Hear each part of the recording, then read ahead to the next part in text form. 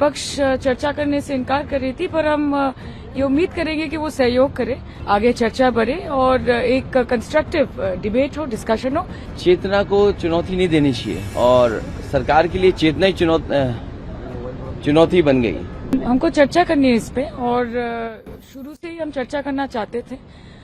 विपक्ष चर्चा करने से इनकार कर रही थी, पर हम ये उम्मीद करेंगे कि वो सहयोग करे और प्रधानमंत्री जी ने और भारत की सरकार ने जो स्टेप्स लिए हैं, जो मेजर्स लिए हैं, जिस तरह युवाओं की और छात्र छात्रियों की आवाज सुनी गई, I think it's a welcome move.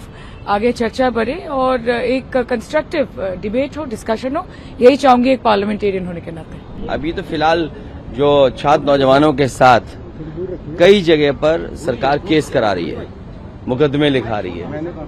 सरकार को चेतना को चुनौती नहीं देनी चाहिए और सरकार के लिए चेतना ही चुनौती बन गई। और अभी तो बात हम सब पॉलिटिकल पार्टी के लीडर बैठ के बात करेंगे क्या तय करना है।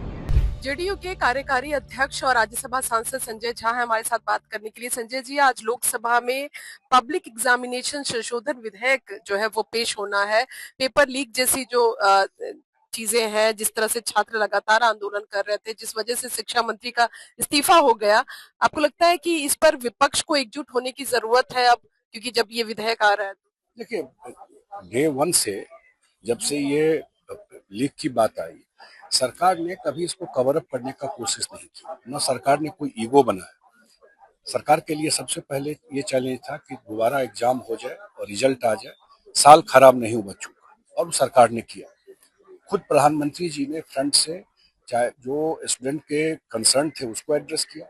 इसके अलावा आज जो विधेयक आ रहा है, जो पनिशमेंट को बढ़ाया जा रहा है 10 साल तक की सजा और 50 लाख तक का फाइन, जो हार्शेस्ट पनिशमेंट मिले वो, और जो टास्क फोर्स बना दिया नंद नीलकणी जी की अध्यक्षता में।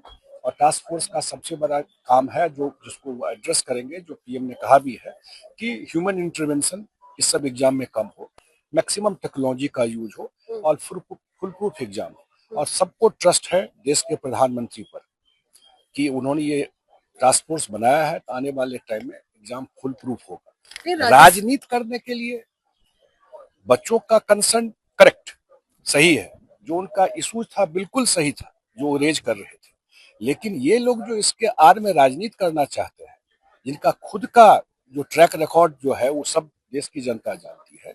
प्रधानमंत्री के घर के बाहर जाके बैठ जाए, क्या मतलब था इसका? एक ही था। छात्रों के लिए कह रहे, छात्रों की जो बात है, जो हक है, उसकी बात के लिए वो क्या कर रहे हैं तुम बता ही रहे। छात्रों के लिए बिहार में सरकार चला रहे थे, अब बीपीएससी का चेयरमैन अरेस्ट हो रहा था, यही आरजेडी कांग्रेस की सरकार थी। पता कर लीजिए ना, छात्रों के लिए इनका कंसर्न कभी रहा है क्या? 60 साल चलाए तो मैंने लीक प्रूफ एग्जाम करवाते थे। ये मोदी जी है जो अब जिस डायरेक्शन में जा रहा है, हम लोग को पूरा भरोसा है कि ये आज का जो बिल आ रहा है वो, और ये उन्होंने कमेटी बनाया है, इस दोनों चीज से आने वाले टाइम में देश में फुल प्रूफ एग्जाम। राज्यसभा में जिस तरह से कई सांसद कांग्रेस के स्थगन प्रस्ताव दिए हैं, 20 जुलाई को जो कार्रवाई हुई, पैलेट गन का इस्तेमाल हुआ, उस पर गृह मंत्री का स्टेटमेंट मांग रहे हैं।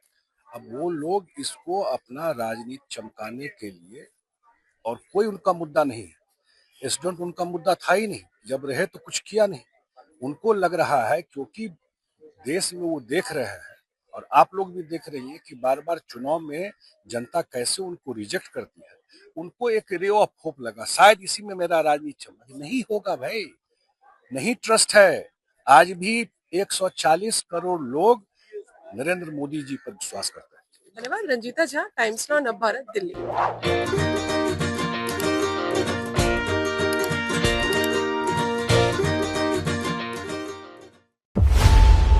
खबरों की रणभूमि में यहां शोर नहीं, सोच लड़ती है, जहां शब्द नहीं, फैक्ट्स वार करते हैं और हर सवाल खोलता है सच की नई परत।